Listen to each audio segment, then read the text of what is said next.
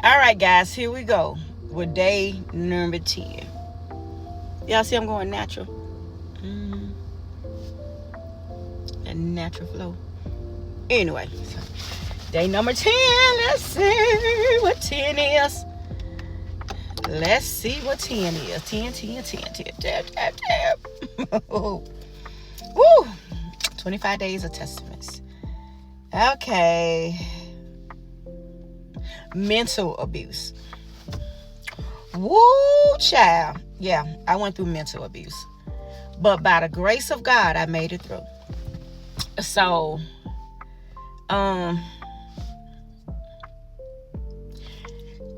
my deceased husband, oh my God, I loved him to life. But I don't know what his problem was sometimes. But I went through a mental abuse. And I didn't realize that how bad it was and what I was going through, So there would be times where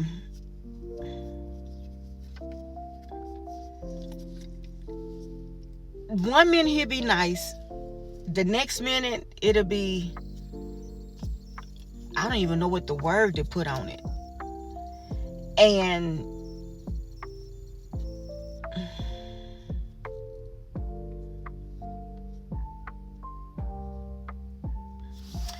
I was always thinking that I was the problem. And it's like I couldn't do nothing right. I couldn't say nothing right. If we went out with friends or went out with people, he would play with my mental. Like something was wrong with me. Don't say this. Don't do that. I've been doing hair all my life, right? And so he'll tell me, you need to go find you a real job. And my career was my real job. And he would tell me, you need to go find you a real job and this and that while you sitting there waiting on heads, which means waiting on appointments. And so mentally, he was trying to tear me down, right? I don't know if was he aware of it or what was his freaking problem, but he did. So, it was these type of games that he played. Like, if I would go out with my mama or friends, whatever, if I start smiling, if I go somewhere, he would be so angry. He would be so angry at me. But long as I'm at home or if I'm at work, everything was fine. We had to talk on the phone FaceTime. We talked on the phone FaceTime all the time.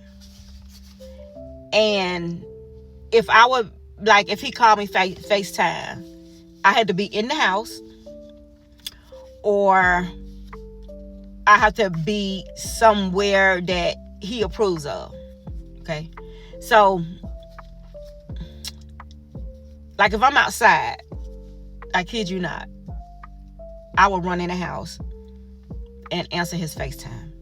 Just to keep from arguing, to keep from, him being mad. That was crazy. That was crazy. That was a mental thing. And it used to bother me and stress me out. If I'm smiling, if I'm out with my mom or somebody, if I'm smiling, or whoever, if I'm smiling somewhere, oh my God, he gonna get mad. And I used to want to I thought men should want to see their wives happy, their women happy. But this was vice versa. And that was a mental abuse. Like, this is backward as heck. I remember when my auntie had died. We went to the funeral. And so we had the repast. And we had just got to the repast. I'm sitting there with my family. I'm laughing, having fun, enjoying my family. My favorite aunt passed away, and I'm enjoying my family. And this Negro gonna say, I'm ready to go. I'm ready to go. And I was like, I'm here with my family. My aunt just died. He said, you want to go home and read the Bible? I said, okay, go ahead.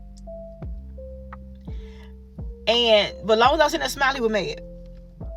I thought that was the craziest thing. So that was mental abuse. Woo. And I made it through that by the grace of God. I made it through that by the grace of God.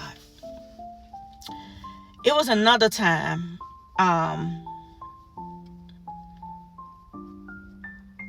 even at the funeral, I'm sitting there crying about my favorite auntie, just crying my little heart out. You would think your husband or boyfriend would grab you or hold you while you're going through. That man folded his leg and popped his collar. I'll never forget that. And I was like, this is so crazy. Like, the thing is that when you're dealing with a narcissist, be ready to deal with mental abuse, because that's all it was. Mental abuse by him being a narcissist. And it was tough. It was rough. And I cried so much, like every other day.